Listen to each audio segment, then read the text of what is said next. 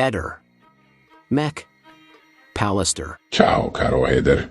Eccomi di nuovo qui. Vi porto ulteriori prove a supporto delle nostre ipotesi sul caso di Liliana. Come da titolo vi parlerò di cosa stava facendo Lily, e specie il 13 mattina. Cosa che poi, come goccia, ha fatto traboccare il vaso e ha portato al litigio del giorno dopo del 14 dicembre.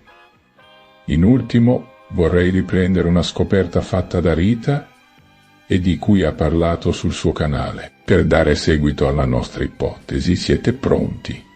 E allora partiamo. Come risulta dai tabulati controllo celle telefoniche,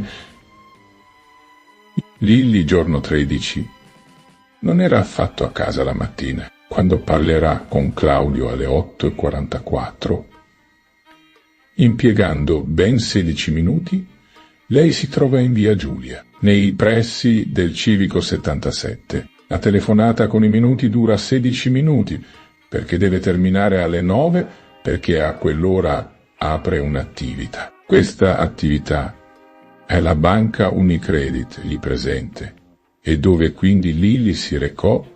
Seguitemi adesso. Lily stava iniziando ad organizzare la sua vita senza Sebastiano, ma voleva aiutarlo, e quindi stava sistemando i conti ed il da farsi. Di ciò lei parlerà poi in serata a Sebastiano alla cena con gli amici e poi tornando a casa. Queste sono le situazioni che hanno fatto traboccare il vaso e fatto avviare le liti. Ricordate che manca all'appello una carta di credito e che mancano anche i codici ed IBAN bancari del dietro quadro.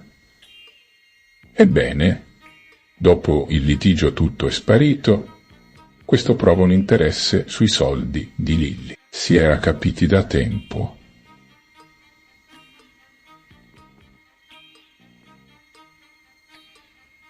Andiamo oltre. Raggiunta la prova, che stava già attivandosi per far quadrare i conti ed il denaro, giorno 14, come detto, lei aveva già litigato dal giorno prima con Sebastiano. Erano già incrinati i rapporti. E Sebastiano, che già sapeva di Claudio, avrà conferma che lei vuole andare da Claudio, cosa che lui ha vietato, avendola sentita con la telefonata delle 8:22. Lui, dopo il rientro in laboratorio delle 9, andrà verso casa per le 10:30, circa quando diminuiscono. I consumi elettrici vi abbiamo dato prova già, ma poi lo ha detto lui stesso.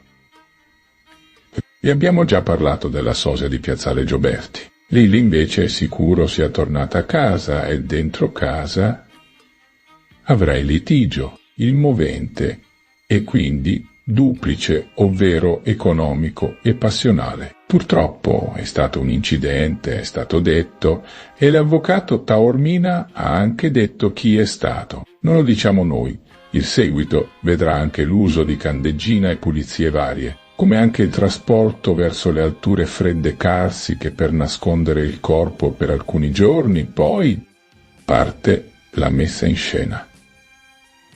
Ricordare il lavaggio dell'auto, poi la vendita, poi alcune cose che spariscono, coperte e cuscino. Insomma, tutte cose che confermano il litigio avvenuto in casa. Il trasporto è stato curato da terzi molto più ferrati e freddi. Rita ha scoperto bene che sono passati da una via parallela accanto alla rete per non lasciare impronte per sciare l'oteria locale e ora l'ubizione diretta che rete perseguono.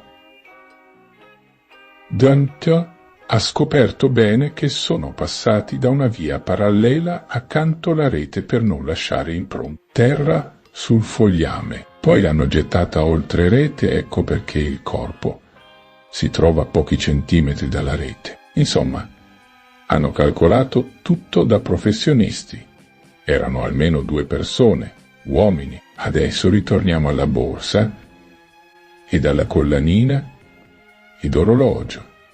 E terminiamo. La collanina era di valore e quindi non andava lasciata al collo, anche l'orologio, e quindi le han messo quello rosa di plastica. Dalla borsa poi hanno tolto documenti lasciando frivolezze. I telefoni erano già a casa, perché Lilli li lasciò in carica. Non servivano per gettare la spazzatura. Siamo alla svolta. Non ci sono più dubbi. A presto. Attendiamo la Cattaneo. Io mi aspetto di avere delle risposte come le vogliono tutti. E quello che è successo ancora è un mistero di tutto questo. Dopo ognuno ha le sue verità dentro se stesso.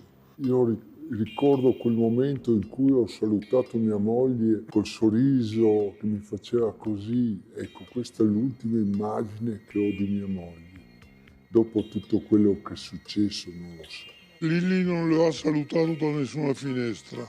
Se Lilli è uscita da casa sua, se cioè la persona ripresa dalle telecamere è lei, che ancora non è certissimo, lei è salita in macchina con qualcuno che conosceva e probabilmente non era da solo in macchina, altrimenti potrebbe perfino, dico io, non essere mai uscita da casa. C'è ancora da confermare che quella persona ritratta al posto di Lilli non sia una sosia e sia lei. Ne sono convinto al 50%. Lei è morta il 14 dicembre, non poteva essere qua il 20. Si sarebbe fatta in 4 a chiamarmi se appena passata l'ora che doveva essere a casa mia. La soffitta della cantina l'ho nominata all'avvocato Nicodemo Gentile, soprattutto, ecco perché tardi, ma meglio tardi che mai, soprattutto assieme al pulmino, eccetera, dove noi ci trovavamo, perché anche allora, come adesso, il marito non credeva alla nostra relazione. Io ho dichiarato in polizia i posti dove ci trovavamo, cioè parliamo di dicembre, non di giugno-luglio del 21, dicembre. Noi ci trovavamo esclusivamente o nel mio pulmino o nella sede di via Pondares nostra, perché i due posti di cui tanto si parla e si ravana, noi non avevamo più le chiavi da mesi. A dicembre del 21 quei due posti erano stradimenticati, non serviva a nominare né cantina né soffitta, non c'erano più, erano di un altro proprietario. Ma in che lingua devo dirvelo? Non avevamo più le chiavi, ravaniamo sempre la stessa cosa, è ancora lì la botola. Venite a vederla. Liliana è morta il 14 dicembre, non occorreva parlare di botole.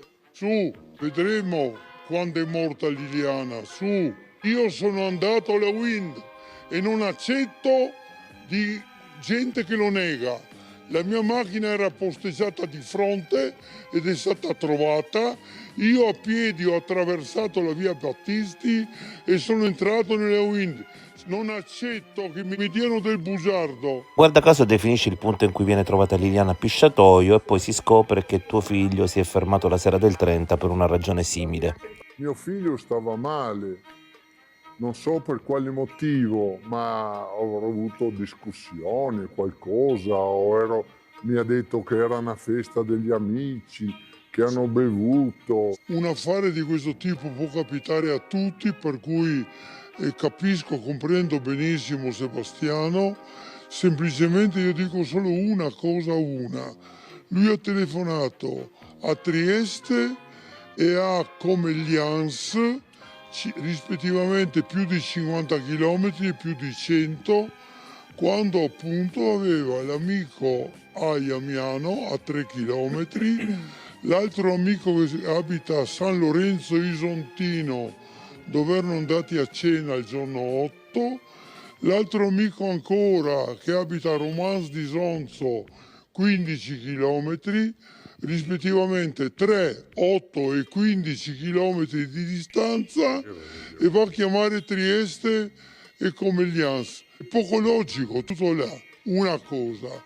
La seconda, alla quale sono scettico, perché ho fatto l'autista anch'io di autobus eccetera, per cui un minimo di esperienza ce l'ho, e vorrei vedere come con un cordino, come dice lui, quello che si legano le biciclette perché non te le rubino, è riuscito a tirare fuori dal canale una macchina di 1 tonnellata e passa.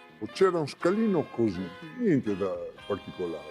E davanti c'era un spazio così, c'era l'asfalto e un scalino giù alto così. Da questo punto in avanti c'è il burrone. Da quello che ho saputo, non so se è vero, chiederò a Claudio, ma tu questo codice lo usavi anche con altre persone? No, non serviva con altri. Comunque l'abbreviazione, io l'ho sempre fatta, l'abbreviazione delle parole. Ancora oggi, per esempio, quando si tratta di dire buongiorno o buonanotte a qualcuno, ancora oggi io scrivo BNBG. Le cose che ci scambiavamo con Lilli sono state fatte esclusivamente per Lilli e basta, è chiaro. Ho sentito, adesso non lo so se è vero, premessa, che Claudio usava con altre persone questo codice. Ehi, non dimenticare di iscriverti a questo canale.